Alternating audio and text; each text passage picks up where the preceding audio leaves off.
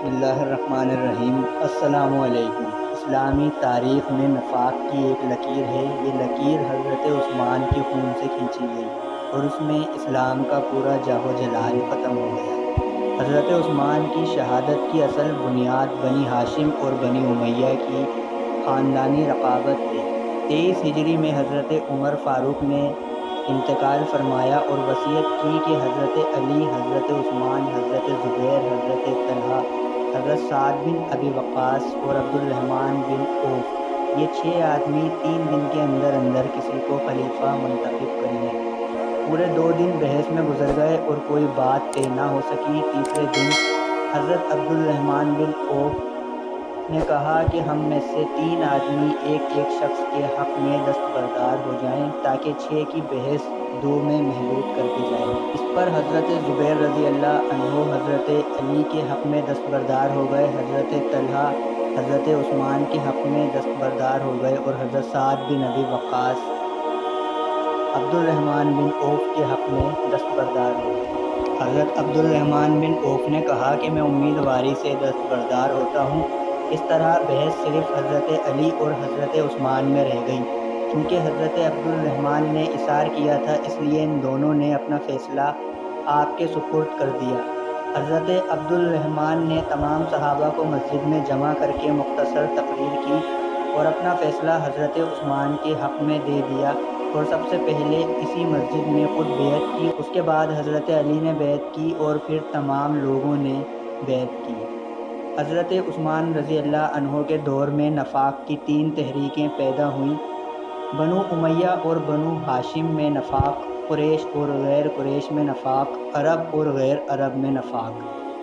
نبی علیہ السلام حضرت عثمان کے متعلق پیش گوئی فرما چکے تھے۔ عام مسلمان حضرت عثمان کی خاموشی اور باغیوں کی تباہ کاریوں پر خون کے آنسو رو رہے تھے، مگر حضرت عثمان بالکل خاموش تھے اور نبی علیہ السلام کی تکمیل کا انتظار فرما رہے تھے۔ ابھی جمعے کا آفتاب طلوع نہ ہوا تھا کہ آپ نے روزے کی نیت فرمائی۔ اسی صبح خواب میں دیکھا کہ نبی علیہ السلام تشریف لائے ہیں اور حضرت صدیق اکبر اور حضرت عمر فاروق آپ کے ساتھ ہیں۔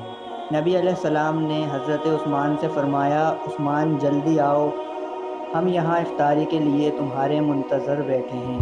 آنکھ کھلی تو اہلیہ محترمہ سے فرمایا، میری شہادت کا وقت نزدیک آ گیا ہے، باغی ابھی مجھے قتل کر ڈالیں گے۔ انہوں نے درد مندانہ کہا، اے امیر المومنین، ایسا نہیں ہو سکتا۔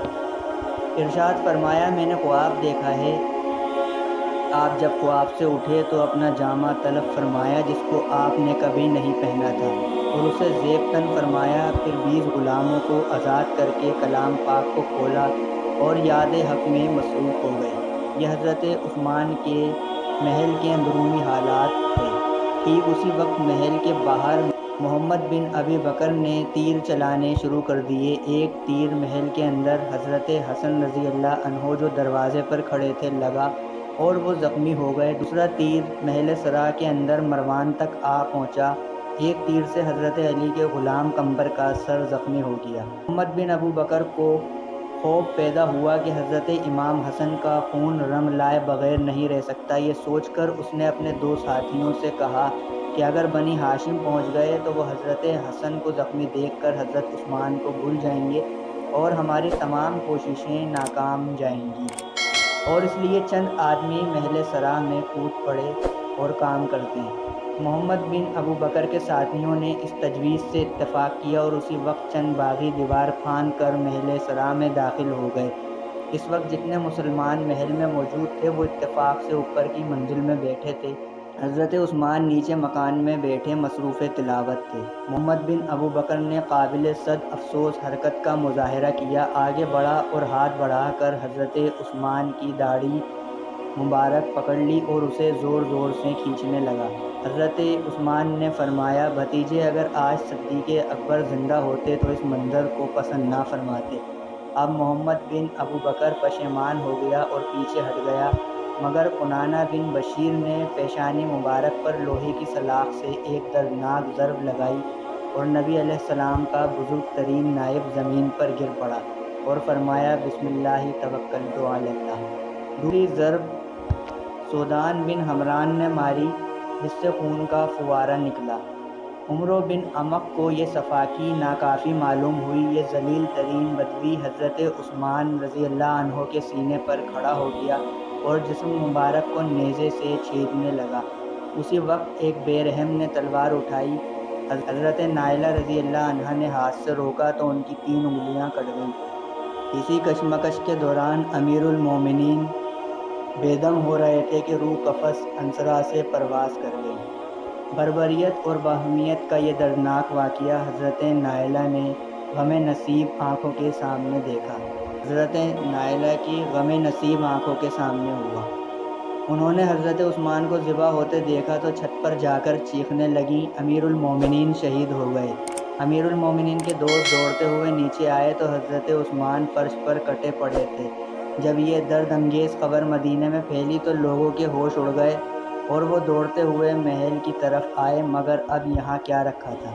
حضرت عثمان محل کے اندر خون میں ڈوبے ہوئے پڑے تھے، مگر محاصرہ اب بھی جاری تھا۔ 2 دن تک نعش مبارک وہیں بے گور و کفن پڑی رہی۔ تیسرے دن چند خوش قسمت مسلمانوں نے اس خون آلود میت کو کندھا دیا اور صرف 17 مسلمانوں نے نماز جنازہ پڑھی اور جنت البقیع کے ایک گوشے میں ہمیشہ ہمیشہ کے لیے دفنا دیا۔ حضرت عثمان شہادت کے وقت تلاوت فرما رہے تھے اور قرآن مجید سامنے کھلا تھا، اس لیے خون ناحق نے جس آیت مبارک کو رنگین کیا وہ یہ تھی: خدا کی ذات تم کو کافی ہے، وہ سننے والا اور جاننے والا ہے۔ جمعے کے دن عصر کے وقت شہادت ہوئی۔ حضرت زبیر رضی اللہ عنہ نے نماز جنازہ پڑھائی۔ حضرت علی رضی اللہ عنہ نے اپنے دونوں ہاتھ اٹھا کر فرمایا، میں عثمان کے خون سے بری ہوں۔ حضرت سعید نے کہا، لوگوں، واجب ہے کہ اس بدعمالی پر کوہ احد پھٹے اور تم پر گرے۔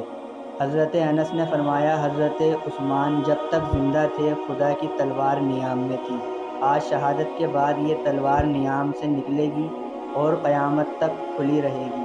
حضرت ابن عباس نے فرمایا، اگر حضرت عثمان کے خون کا بھی مطالبہ نہ کیا جاتا تو لوگوں پر آسمان سے پتھر برستے۔ کعب بن مالک نے شہادت کی خبر سنی۔ ان کی زبان سے بے اختیارانہ چند دردناک اشعار نکلے جن کا ترجمہ یہ ہے: آپ نے اپنے دونوں ہاتھ باندھ لیے اور اپنا دروازہ بند کر لیا اور اپنے دل سے کہا، اللہ تعالیٰ سب کچھ جانتا ہے۔ آپ نے اپنے ساتھیوں سے کہا، دشمن کے ساتھ لڑائی مت کرو، آج جو میرے لیے جنگ نہ کرے وہ خدا کی امان میں رہے گا۔ اے دیکھنے والے، حضرت عثمان کی شہادت سے آپس کا میل محبت ختم ہوا اور خدا نے اس کی جگہ بغض و عداوت مسلط کر دی۔ حضرت عثمان کے بعد بھلائی مسلمانوں سے اس طرح دور نکلے گی جس طرح تیز آندھیاں آتی ہیں اور چلی جاتی ہیں۔ انشاءاللہ پھر حاضر ہوں گے ایک اور معلوماتی ویڈیو کے ساتھ۔ اللہ حافظ۔